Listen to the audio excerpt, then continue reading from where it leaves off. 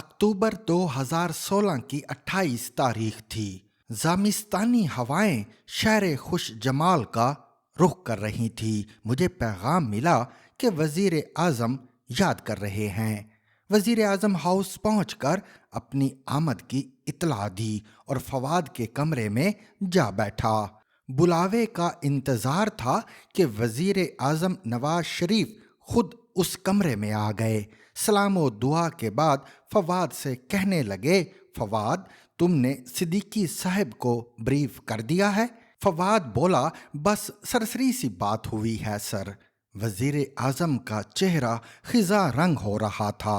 किसी तमहीद के बगैर कहने लगे, आप डॉन की खबर से तो आगाह हैं, जिसे डॉन लीक्स के नाम से एक बड़ा स्कैंडल बना दिया गया है। मैंने काफ़ी बातें आपसे शेयर की हैं। अब मुझे एक निहायत ही नाखुशगवार काम पर मजबूर किया जा रहा है। उन लोगों का इसरार है कि परवेज़ रशीद को फारिग कर दिया जाए। वजीर आजम के चेहरे की पतझड़ पर गहरे करब की संवलाहट गालिब आ गई। बोले, आप जानते हैं कि मैं परवेज़ की कितनी इज्जत करता हूँ।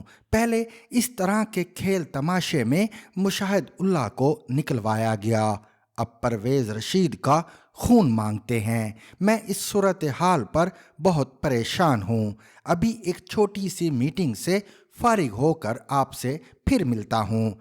इस दौरान फवाद आपको ब्रीफ करता है।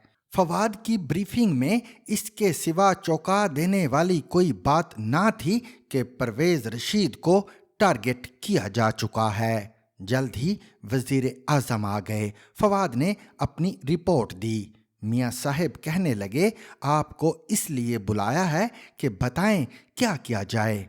मैंने कहा, प्राइम मिनिस्टर, बहुत अफसोस की बात है कि आपसे परवेज़ रशीद की कुर्बानी मांगी जा रही है। आप इशारा भी करेंगे तो वो इस्तीफे में लम्हा भर की देर नहीं करेगा, लेकिन ये सिलसिला कहाँ जाके रुकेगा? ताहम अगर जमानत दी जा रही है तो फसाद रफा करने के लिए आप वक्ती तौर पर ये कड़वा घूंट पी लें।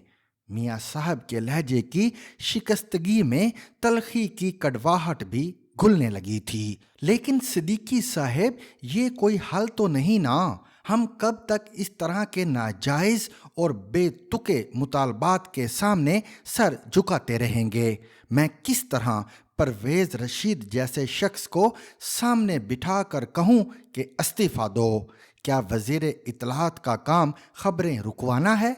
मुझे 100% यकीन है कि परवेज़ रशीद इस मामले में मुलव्वस नहीं। मुलव्वस क्या होना, ये सिरे से कोई मामला ही नहीं। अगर मैं किसी को एक्सटेंशन नहीं दे रहा तो क्या इसका मतलब ये है कि मेरे करीबी साथियों के चेहरों पर कालिक थोप दी जाए? ये परवेज़ रशीद नहीं, मेरी तौहीन है। नवाज शरीफ की नहीं, वज़ीर आज़म की तौहीन है। मेरे पास ज़ख्म खुर्दा वज़ीर आज़म के लिए कोई हर्फ तसल्ली ना था। कारगाह सियासत का एक और हया बाख्ता बाब वाह हो रहा था। पैनामा का अलाव भड़काने वालों को मनो तेल मैसर आ गया था। अगले दिन परवेज़ रशीद को पैगाम मिला कि वज़ीर आज़म एक फौरी मीटिंग के लिए बुला रहे हैं। आते ही उन्हें वज़ीर आज़म के कमरे में पहुंचा दिया गया। इसहाक डार, चौधरी निसार अली खान और फवाद पहले से मौजूद थे।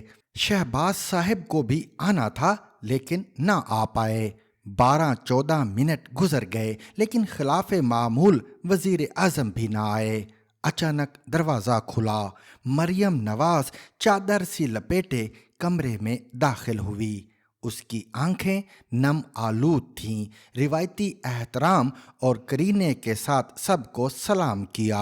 परवेज़ से मिली और खड़े खड़े बोली, अंकल, मुझे अब्बू ने भेजा है। वो कह रहे हैं कि मैं आपसे आंखें नहीं मिला सकता।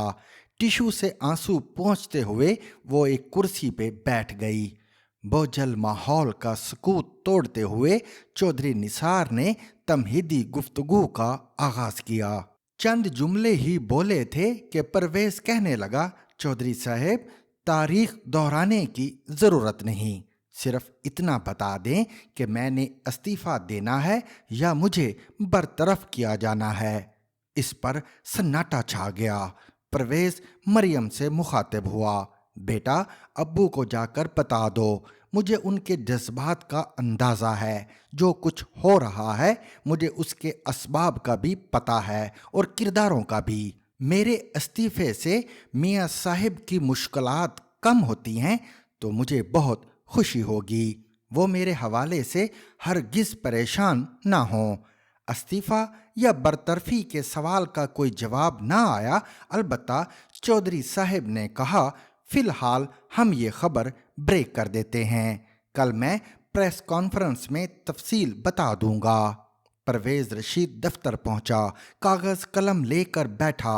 वो लफ्ज़ों से ज़्यादा अमल पर यकीन रखता है। सीधे सादे 2-3 जुमले ही तो लिखना थे। गैर शऊरी तौर पर उसने टीवी ऑन किया।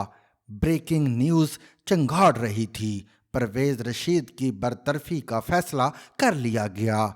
शाम को वज़ीर आज़म हाउस से बाज़ाब्ता बयान जारी होगा। परवेज़ रशीद ने कलम वहीं छोड़ा। हस्बे आदत नायब कासिद से मांग कर एक सिगरेट सुलगाया। कमोबेश अपनी उम्र जितना साल खुर्दा चर्मी बैग उठाया और घर चला गया। खुनक शाम शहर सफाक पर उतर रही थी तो फरमान भी जारी हो गया।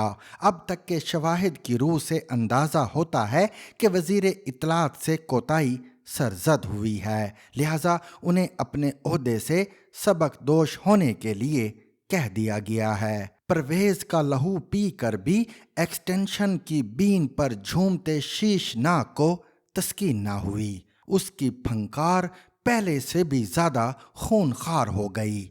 बिलाशुबा परवेज रशीद एक मुश्किल शिकार था। नवाज शरीफ ने सिर्फ दफाए शर के लिए अपनी जिंदगी के तल्ख तरीन फैसलों में से एक फैसला किया, लेकिन इमरान प्रोजेक्ट के मंसूबाकारों ने फातहाना तमकनत के साथ कहकहा लगाते हुए एक दूसरे के हाथ पर हाथ मारा। इमरान खान को इशारा हुआ। उसने नथिया गली से ऐलान किया कि मैं इस्लामाबाद का मुहासरा करने आ रहा हूँ। नवंबर लपका चला आ रहा था और तोसी की तमन्ना बेकल हुए जा रही थी। डॉन लीक्स और पानामा लीक्स गरम जोश सहेलियों की तरह बाहों में बाहें डाले तोसी की बारगाए नाज में झूमर डालने लगीं।